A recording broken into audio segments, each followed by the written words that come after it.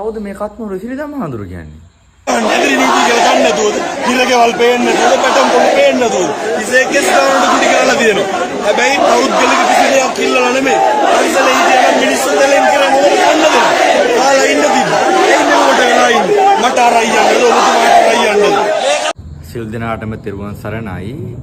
අර කලින් වීඩියෝ එකක් දැක්කා නේද? මොකක්ද මේ වීඩියෝ එකේ කවුද ඉන්නේ? කවුද ඉන්නේ?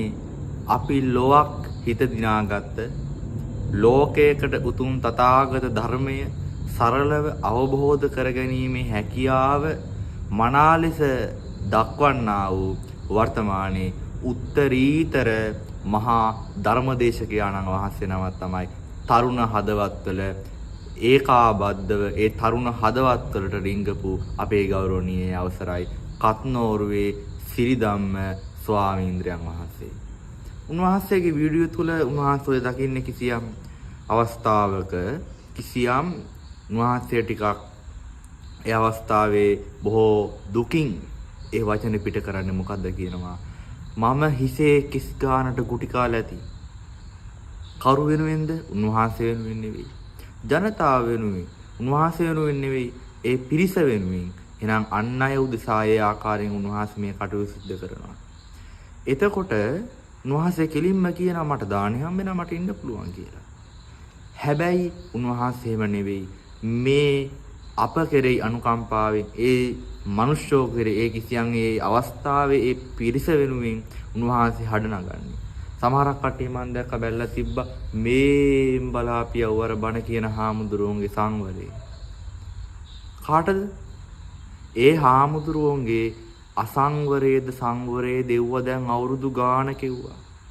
අනික උන්වහන්සේ අසංවරාත්මක භාවයක් අපිට එතන පේන්නේ. උන්වහන්සේගේ ඒ සාමාන්‍ය ගතියක් යන උන්වහන්සේ වචන පිට කරන ආකාරය සාමාන්‍යයි. බලන්න හැබැයි හරි ඒ කතා සියල්ලකම පැත්තකින් කියන්නකො.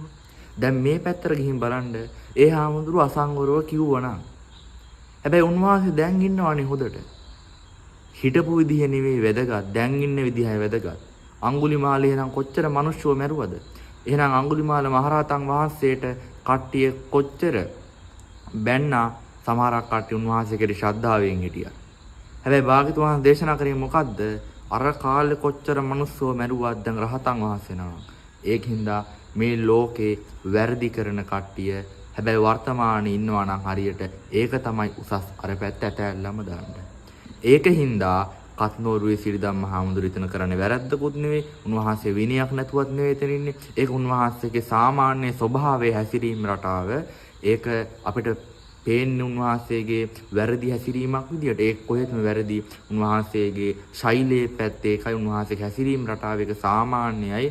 ඒක උන්වහන්සේට විතරක් පොදු වෙච්ච දෙයක් නෙවෙයි. එක එක්කෙනාට එක එක ශෛලීන් සාමාන්‍යයෙන් නිකන් කතා කරද්දිනුත් තියෙන ශෛලීන් තියෙනවා.